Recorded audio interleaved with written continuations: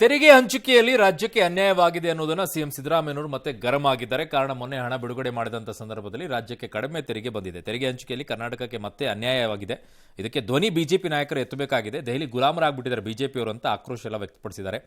BJP ನಾಯಕರು ಬಾಯಿ ಬಿಟ್ಟರೆ ದೇಶ ಪ್ರೇಮದ ಬಗ್ಗೆ ಮಾತನಾಡ್ತಾರೆ. ಆದರೆ ರಾಜ್ಯವನ್ನೇ ಪ್ರೀತಿಸಿದವರು ದೇಶವನ್ನು ಹೆಂಗ್ರಿ ಪ್ರೀತಿಸೋಕೆ ಸಾಧ್ಯ?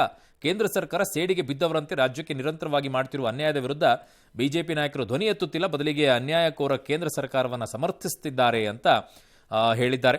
ಇದು ಕನ್ನಡಿಗರಿಗೆ ಮಾಡಿರುವಂಥ ಅವಮಾನ ಅಂತ ಹೇಳಿದ್ದಾರೆ.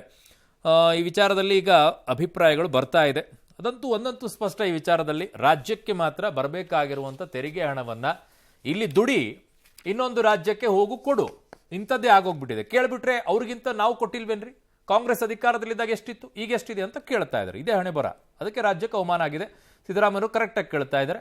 ನಾವು ನಿಮ್ಮ ಜೊತೆಗೆ ಇದೀವಿ ಈ ವಿಚಾರದಲ್ಲಂತೂ 100%. ಕಾರಣ ಅನ್ಯಾಯ ಆಗ್ತಾ ಇರೋದು, ಇಲ್ಲಿ ದುಡಿತಾ ಇರೋದಂತೆ, ಅಲ್ಲಿ ಹೋಗಿ ಯಾವುದೋ ರಾಜ್ಯಕ್ಕೆ ಕೊಡಬೇಕಂತೆ, ಆ ರಾಜ್ಯಗಳು ತಗೊಳ್ತಾ ಇರೋದಂತೆ. ಅವ್ರಿಗೆ ದುಡಿಯೋ ಶಕ್ತಿನೂ ಇಲ್ಲಿವರೆಗೂ ಸುರಿತಾ ಇರೋದು. ಬಿಹಾರಕ್ಕೆ ಸುರಿ, ಉತ್ತರ ಪ್ರದೇಶಕ್ಕೆ ಸುರಿ, ಅವ್ರಿಗೆ ಸುರಿತಾರೆ.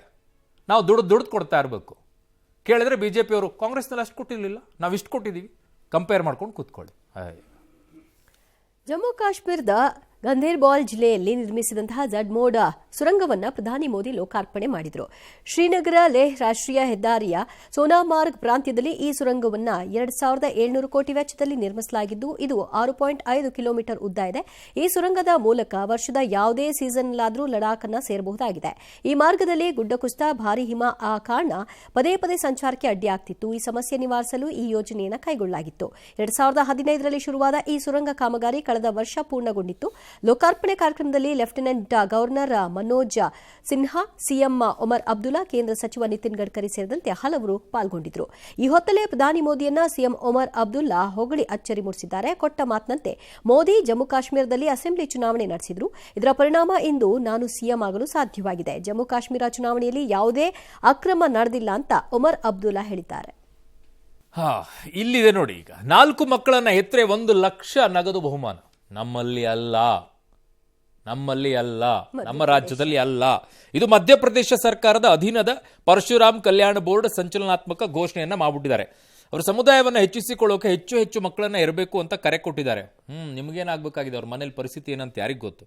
4 ಮಕ್ಕಳನ್ನಿರುವ ಬ್ರಾಹ್ಮಣ ದಂಪತಿಗೆ 1 ಲಕ್ಷ ನಗದು ಬಹುಮಾನ ನೀಡುವುದಾಗಿ ಪ್ರಕಟಿಸಿದ್ದಾರೆ. ಭೋಪಾಲ್ನಲ್ಲಿ ನಡೆದ ಕಾರ್ಯಕ್ರಮದಲ್ಲಿ ಮಾತನಾಡಿದ ಪರಶುರಾಮ್ ಕಲ್ಯಾಣ ಬೋರ್ಡ್ನ ಅಧ್ಯಕ್ಷ ಪಂಡಿತ್ ವಿಷ್ಣು ರಜೌರಿಯಾ, ನಾವು ನಮ್ಮ ಕುಟುಂಬಗಳ ಬಗ್ಗೆ ಗಮನ ಹರಿಸೋದನ್ನು ನಿಲ್ಲಿಸಿಬಿಟ್ಟಿದ್ದೀವಿ. ಇತ್ತೀಚಿನ ದಂಪತಿಗಳು 1 ಮಗು ಸಾಕು ಅಂತಿದ್ದಾರೆ. ಇದು ತುಂಬಾ ಸಮಸ್ಯೆಗಳಿಗೆ ಎಡೆ ಮಾಡಿಕೊಡುತ್ತೆ. ಭವಿಷ್ಯದ ತಲೆಮಾರುಗಳನ್ನು ರಕ್ಷಿಸುವ ಹೊಣೆ ನಮ್ಮ ಮೇಲಿದೆ. ಅದಕ್ಕೆ ಕನಿಷ್ಠ 4 ಮಕ್ಕಳನ್ನು ಇರಬೇಕು ಅಂತ ಕರೆ ಕೊಟ್ಟಿದ್ದಾರೆ. ಅಂತಹ ದಂಪತಿಗೆ 1 ಲಕ್ಷ ಕೊಡ್ತೀವಿ ಎಂದಿದ್ದಾರೆ. ಈಗ ಈ ಹೇಳಿಕೆ ಸಖತ್ ಸದ್ದು ಮಾಡ್ತಾ ಇದೆ. ಒಂಥರ ಕರೆಕ್ಟ್ ಅದು ಒಂದು ರೀತಿಯಾಗಿ. ಹೇಗೆ ಅಲ್ಲ, ಒಂದು ಸಮುದಾಯ ಮಾತ್ರ ಎಷ್ಟು ಬೇಕೋ ಅಷ್ಟು ಮಕ್ಕಳನ್ನ ಹುಟ್ಟಿಸ್ತಾ ಇರಬೇಕು ಅನ್ನೋದಾದ್ರೆ, ಒಂದು ಸಮುದಾಯ ಮಾತ್ರ ಒಂದೇ ಸಾಕು 2 ಸಾಕು ಅನ್ನುವಂಥ ಪರಿಸ್ಥಿತಿ ಜನಸಂಖ್ಯೆ ಬಿಟ್ಬಿಡಿ. ಇವರೆಲ್ಲ ಯಾರು ಯೋಚನೆ ಮಾಡೋದು ಬಿಟ್ಬಿಟ್ಟಿದ್ದಾರೆ. ಒಂದೇ ಸಮುದಾಯ ಈ ದೇಶದ ಜನಸಂಖ್ಯೆಯ ಬಗ್ಗೆ ಯೋಚನೆ ಮಾಡ್ಕೊಂಡು ಕೂತ್ಕೋಬೇಕು. ನನ್ನ ಪರಿಸ್ಥಿತಿ ಹೇಗಿದೆ, ಆರ್ಥಿಕ ಪರಿಸ್ಥಿತಿಗೆ ತಕ್ಕಂತೆ ನಾನು ಜೀವನ ನಡೆಸಬೇಕು ಅನ್ನೋದು. ಇನ್ನೊಂದು, ಸರ್ಕಾರ ಕೊಡುವಂತ ಆರ್ಥಿಕ ಸವಲತ್ತುಗಳ ಆಧಾರದ ಮೇಲೆ ನನಗೆ 4 ಆದ್ರೂ ಓಕೆ, 5 ಆದ್ರೂ ಓಕೆ, 6 ಆದ್ರೂ ಓಕೆ ಅಂತ ಹುಟ್ಟಿಸ್ತಾ ಕೂತ್ಕೊಳ್ಳೋದು. ಆ ಕಡೆಗೆ ಸವಲತ್ತುಗಳನ್ನು ಪಡ್ಕೊಳ್ಳೋದು, ಈ ಕಡೆಗೆ ಮಾತ್ರ ಒಂದು ಸಮುದಾಯ ಮಾತ್ರ 1 ಸಾಕು, ನಮಗೆ ಜೀವನ ನಡೆಸಕ್ಕಾಗಲ್ಲ, ಆರ್ಥಿಕವಾಗಿ ಕಷ್ಟ ಆಗುತ್ತೆ. ಹಿಂಗಾಗುತ್ತೆ. ಒಂದೊಂದ್ಸಲ ಸರಿ ಅನ್ಸ್ಬಿಡುತ್ತಿದೆ. ಒಂದು ಇಂಬ್ಯಾಲೆನ್ಸ್ ಆಗುವಂತ ವಿಚಾರದಲ್ಲಿ ಮೋಹನ್ ಭಾಗವತ್ ಅವರು ಕೂಡ ಹೇಳಿದರು. ಒಂದಕ್ಕೆ ನೀವು ರಿಸ್ಟ್ರಿಕ್ಷನ್ ಅನ್ನು ಹಾಕೋದಿಲ್ಲ, ಒಂದಕ್ಕೆ ಮಾತ್ರ ಆಡ್ ಮೇಲೆ ಆಡ್, ಜಾಹೀರಾತುಗಳ ಮೇಲೆ ಜಾಹೀರಾತುಗಳನ್ನು ಕೊಡ್ತಾ ಇರ್ತಾರೆ. 1 ಮಗು ಏನದು, ಒಂದು ಕೀರ್ತಿಗೆ ಆರ್ತಿಗೊಂದು ಕೀರ್ತಿಗೊಂದು. ಅಲ್ಲಿ ಆರ್ತಿಗೆ ಎಷ್ಟು ಬೇಕು, ಕೀರ್ತಿಗೆ ಎಷ್ಟು ಬೇಕು, ಅಲ್ಲಿ ಯಾವ ಲೆಕ್ಕ ಇಲ್ಲ. ಅಲ್ಲಿ ಹುಟ್ಟಿಸ್ತಾ ಇರೋದು. ಹಾಕೋದಾದ್ರೆ ಸಿದ್ದರಾಮಯ್ಯನವರು ವಿಚಾರದಲ್ಲಿ ಮಾತನಾಡಿದ್ದಾರೆ.